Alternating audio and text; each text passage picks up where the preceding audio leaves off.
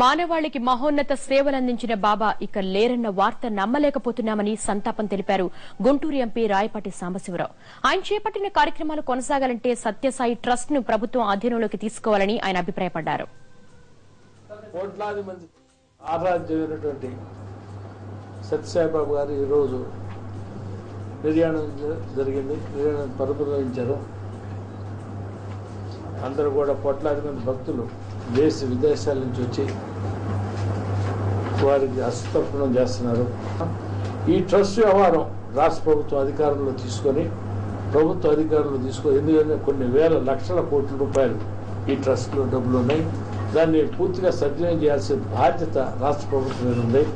మరి ముఖ్యమంత్రి గారు దీన్ని డెసిషన్ తీసుకొని దాన్ని సపరేట్గా ఒక ట్రస్ట్ ఏర్పాటు చేసి దాన్ని సద్వినియోగం చేయాల్సింది మేము కోరుతున్నాం.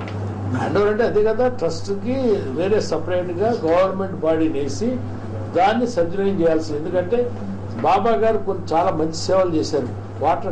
డ్రింకింగ్ వాటర్ సప్లై అనంతపూర్ కానివ్వండి, హాస్పిటల్స్ కానివ్వండి, ఎడ్యుకేషన్ కానివ్వండి, ఇవన్నీ కూడా కంటిన్యూ కావాలంటే మరి ఇవన్నీ కూడా రాష్ట్ర ప్రభుత్వం చేతిలో ఉండి రాష్ట్ర ప్రభుత్వ అధికారులకు పర్యవేక్షణ ఉండి చేయాల్సిన బాధ్యత ఉంది. Flying to Hyderabad, Bangalore or Chennai? Book your flights at 9flights.co.uk. Cheapest ferries guaranteed.